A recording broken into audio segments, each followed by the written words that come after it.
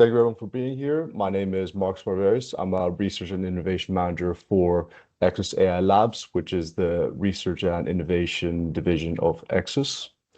Today, I'll be talking to you about empowering steelmakers through data. So starting off, what is the challenge? Making use of industrial data for AI solutions. Metallurgy, steelmaking is very highly energy intensive industry and operations. And in order to facilitate the green transition that was spoken about before, this requires a lot of digital innovation. So steelmaking plants, they've got lots of diverse systems when it comes to legacy infrastructure and at times fragmented data flows. Indeed, these processes, they produce large amounts of data every single second. And in order to take advantage of this, and to be able to apply AI solutions, quite often, data sharing, the heterogeneity of the systems, and the availability of data can become quite a bottleneck or a hindrance. In order for the steelmaker to be able to do things such as optimize scrap mixes, the energy use, control the emissions, and to maintain the product quality, it's important to have robust data infrastructures set in place. So there is a great need for structured data processing.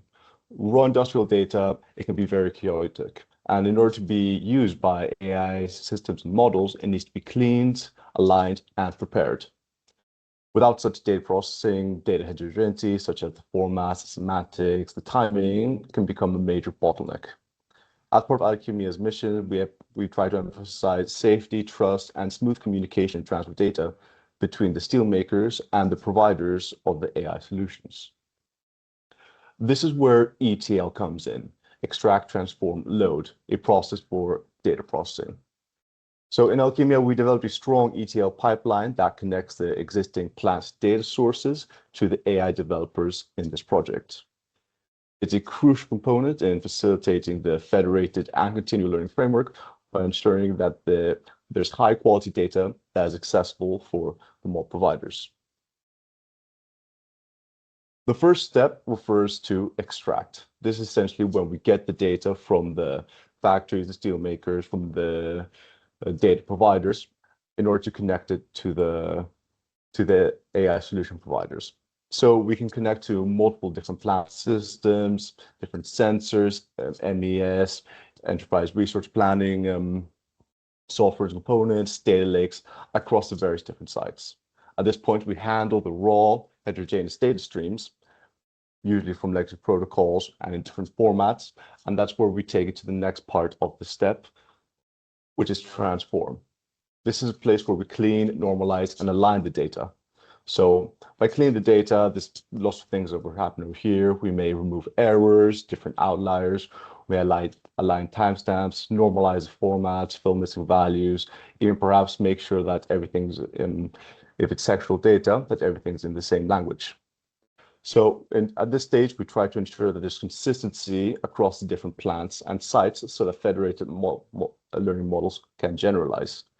One thing that we saw in the project is that even when it came to different plants from the same company, CELSA, there were some, let's say, different formats in which the data was used, in which these had to be aligned in order to facilitate the AI models that would use that data. So the raw data is transformed into a structured model-ready format. This can come down to things such as features, the labels, and the semantics, which will be used by the models developed by the partners in the project. Finally, at this point, we've got the load step. The load step is where we make sure the data is accessible, but also secure, given that the solution has been deployed within the servers, the premises of the steelmaking partners.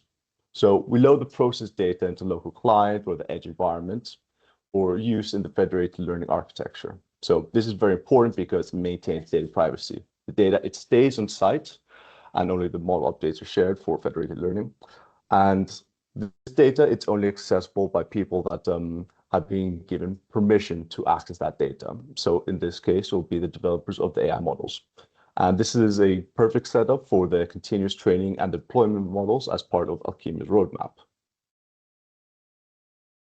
This is a diagram that sort of shows the ETL in practice. So over here, we've got, let's say, we've got various sensors, we've got different ways in which the data will be made accessible by different partners.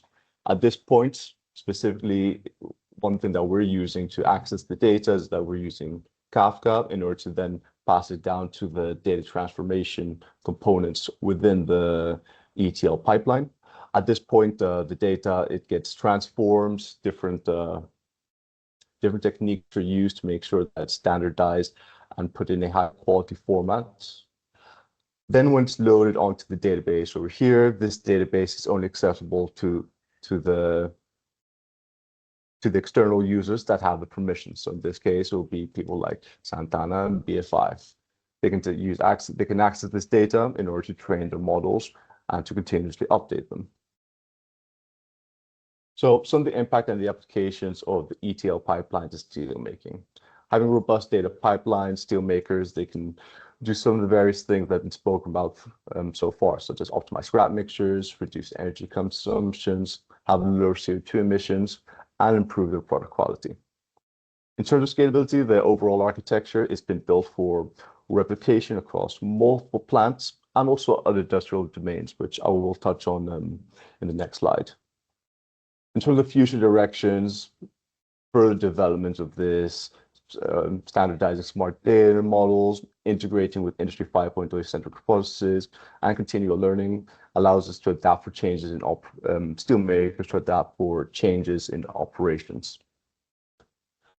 A very important thing is to touch on the application across different domains. So data integration processes such as an ETL pipeline, it can be applied to any data-driven industry and is required for AI and ML solutions. So the ETL pipeline is very important that when you're developing it or applying it to any area, it must take into account the specific nuances and domain-specific requirements. So for example, steel making will have, let's say, different data than aluminium making. And so will the models that are applied in this industry. So it's very important over here that there's cooperation between the key players, such as the data providers, domain experts, and the different technology developers. This is crucial if you're adapting and developing an ETL pipeline for a new domain or industry.